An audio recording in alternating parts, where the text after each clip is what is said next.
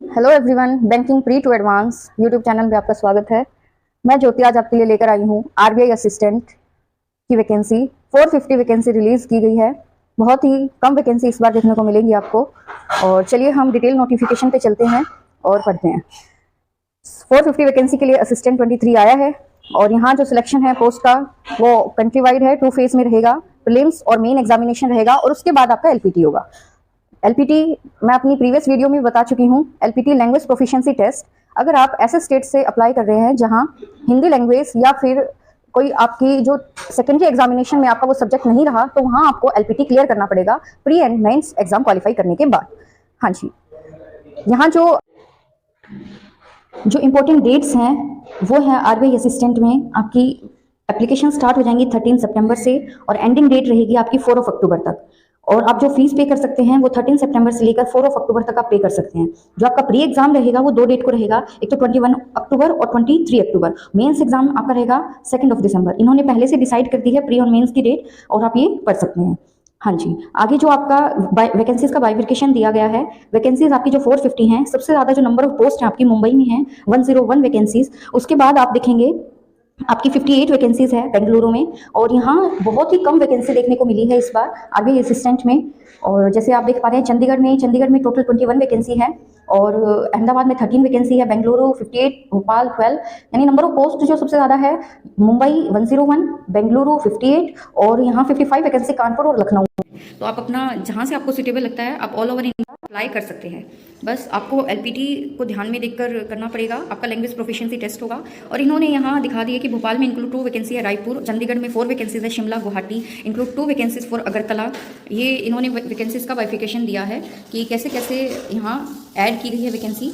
और आगे हम बढ़ते हैं। यहाँ इन्होंने ओबीसी के लिए कहा है कि जो भी आपका इनकम सर्टिफिकेट होगा नॉन क्रिमिनेशन लेयर के लिए फाइनेंशियल ईयर 22-23 का वैलिड होगा, और वो इशूड होना चाहिए आपका अप्रैल 1 2023 के बाद, यानी after the completion of financial year 22-23, but not later than the closing date of application for the post. यानी एप्लीकेशन जिस डेट को क्लोज हो रही है 4 अक्टूबर के बाद आपने इनकम सर्टिफिकेट अगर बनवाया है तो आपका वो वैलिड नहीं होगा। ओके उसके बाद SC/ST कैंडिडेट के लिए नॉन क्रिमिनेशन EWS में अप्लाई वो कर सकते हैं। अनरिजर्व्ड वैकेंसी, अगर किसी स्टेट में रिजर्व्ड वैकेंसी नहीं है, जैसे SC OBC ST के लिए अगर वहाँ पोस्ट नहीं है तो वो रिजर्व्ड कैटेगरी में भी अनरिजर्व्ड कैटेगरी में भी अपना फॉर्म अप्लाई कर सकते हैं। और यहाँ जो वैकेंसी है have not been reserve for their vacancy in their state, अगर उनके स्टेट में नहीं है वैकेंसी तो वो अनरिजर्व्ड वैकेंसी में भी अपना फॉर्म अप्लाई कर सकते हैं। यहाँ उनको फीस कंसेशन भी दिया जाएगा, और लेकिन जो इंटीमेशन चार्जेस है 50 रुपीज़ का वो उनसे लिया जाएगा। ठीक है, और यहाँ इन्होंने लिस्ट दी है OBC की SC की कैटेगरी में, ये आप अपना लिस्ट डाउनलोड कर लें। इन्होंने कहा है कि सर्टिफिकेट में जो कंटेन होना चाहिए any variation in the caste name will not be accepted. अगर कुछ भी वेरिएशन है कास्ट नेम में तो वो वैलिड नहीं होगा। यानी आपको यहाँ लिस्ट डाउनलोड करके आप ना देखिए, और वही आपका नाम वहाँ कास्ट सर्टिफिकेट में मेंशन होना चाहिए। ओके, आगे इन्होंने कहा है कि use of subscribe compensatory time disability of 40% और मोर। पर्सन विद डिसेबिलिटी जिनको 40% से ज़्यादा वो डिसेबल्ड हैं तो वो अपने लिए सब्सक्राइब जो है वो हायर कर सकते हैं। वो अपने कॉस्ट पे हायर करेंगे, जो सब्सक्राइब है वो अरेंज करेंगे, हिज या हर जो भी है।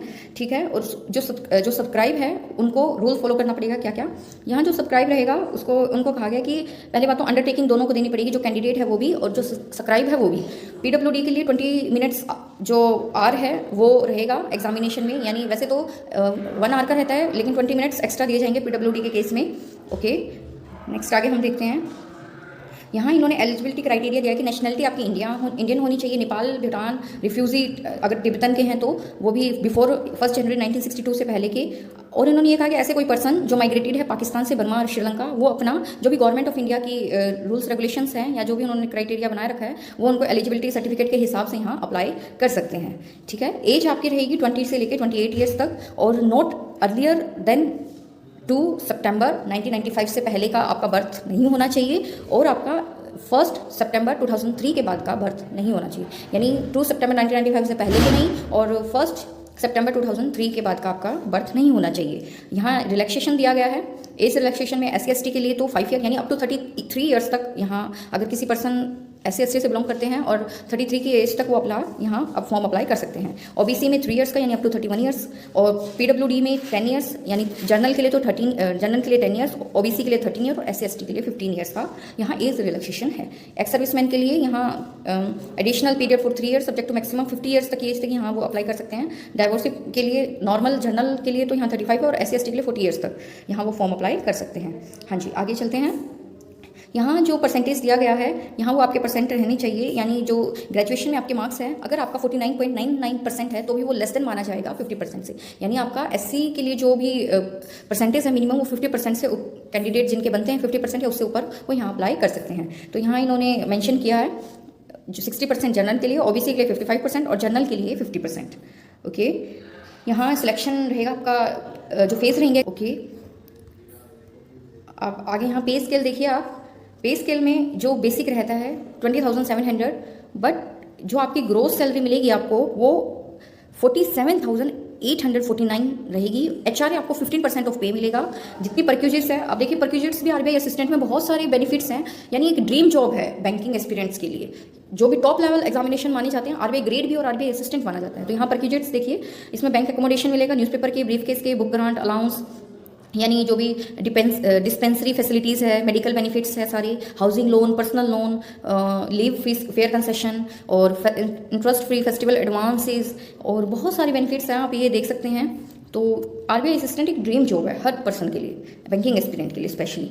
ओके, और यहाँ फीस देख सकते हैं। फीस आपकी SC/ST के लिए 50 रुपीज़ रहेंगे प्लस 18% GST, और जनरल के लिए 450 प्लस 18% GST, और स्टाफ पर्सन के लिए निल। बैंक ट्रांजैक्शन ये जितना भी रहेगा ऑनलाइन मोड में रहेगा, तो आप यहाँ से अप्लाई कर सकते हैं।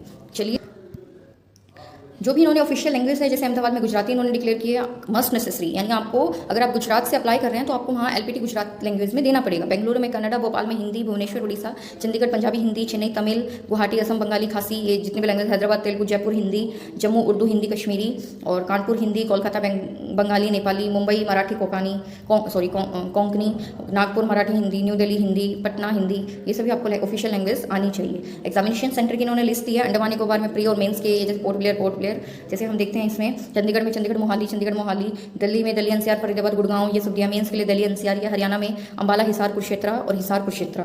ओके, हिमाचल प्रदेश में ये देख सकते हैं बिलासपुर, हमीरपुर, कांगड़ा मंडी, मेंस में हमीरपुर।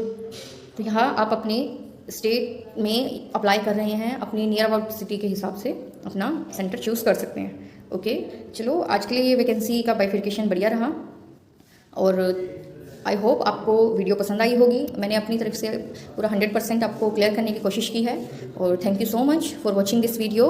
प्लीज़ जितना हो सके आप लाइक शेयर सब्सक्राइब करें।